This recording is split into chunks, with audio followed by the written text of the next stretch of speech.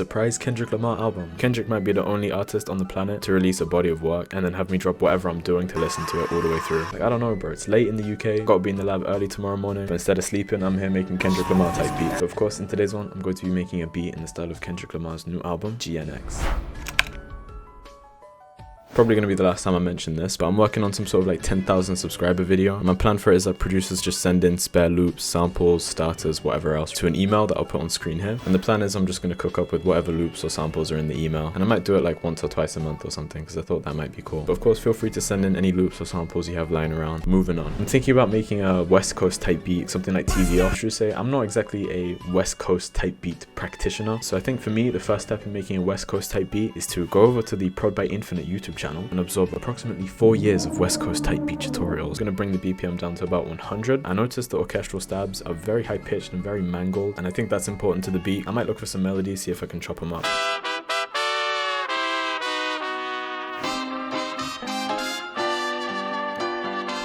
I'm making a Camila type beat, okay. It's not really the texture I'm looking for, but I might actually look for some string instruments instead. This pack is normally for drill beats, but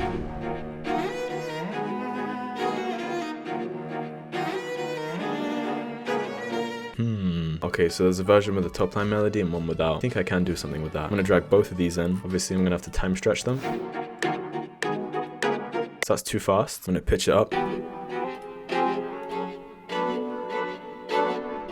feel like all you really need to make these kind of beats is Hatred and Black Air Force Ones.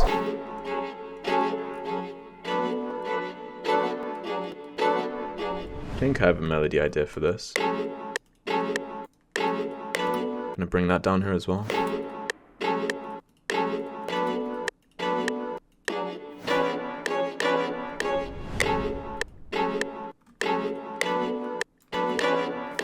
Do I have any more unique parts of the sample that I can use?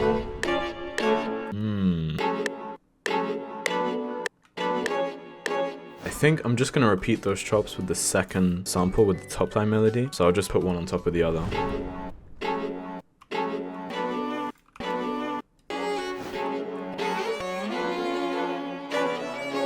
Ooh, the top line melody on this is crazy.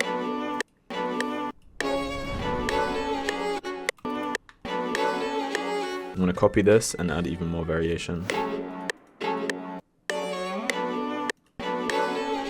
Like the two samples are blending into each other, so I'm gonna have to change one of them up the octave on this one so that we get that high-pitched violin effect. On the stabs, you have this second tonality, like another note playing in the second half of the sample. So I'm going to shorten all of these notes here. This might be like an obscure reference, but this melody kind of reminds me of Stromae, Belgian producer. Probably one of the first producers I started listening to. But anyway, I'm gonna link these to a mixer track, add a few effects on there. Like, I really want these strings to sound sort of tortured, so probably gonna be a lot of distortion involved.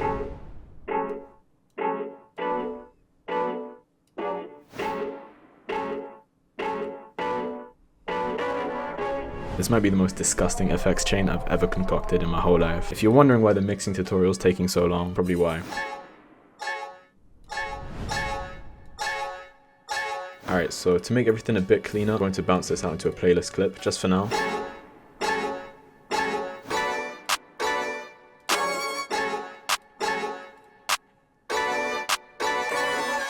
If I'm making the Denzel face, that means it's going to be good.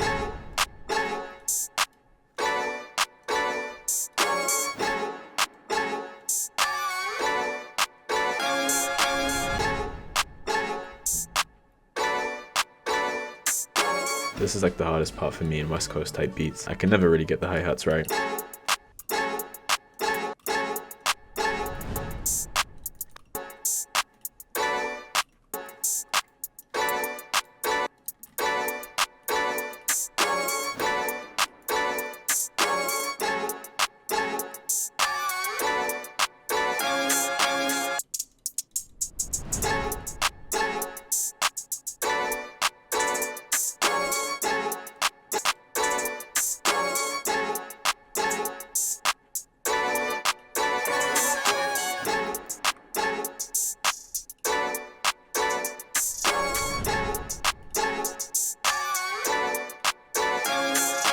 Where is my spins 808?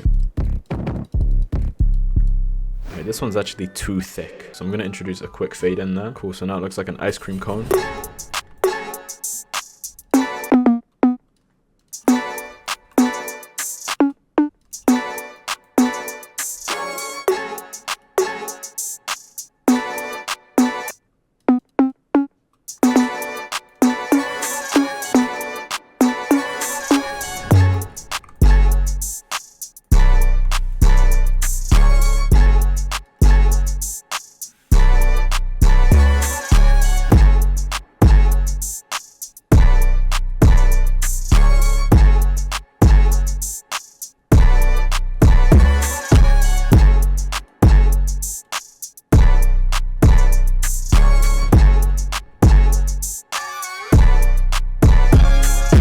Alright, where's my sound? I need a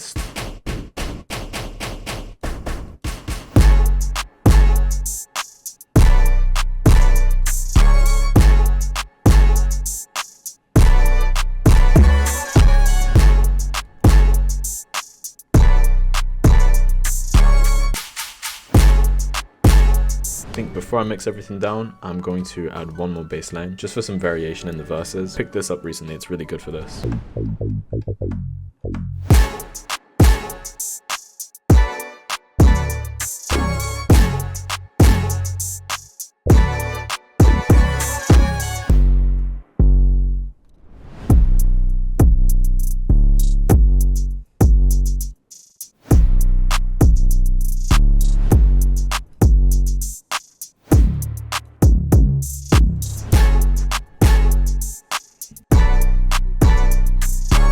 I think I've got some sort of final arrangement. Don't think I've changed too much. It's a very simple beat. But when it comes to small changes, I've added the original sample back in at the start just for some sort of introduction. And as I mentioned before, I've added back the original sample chops just so I can mess around a bit more with the sample.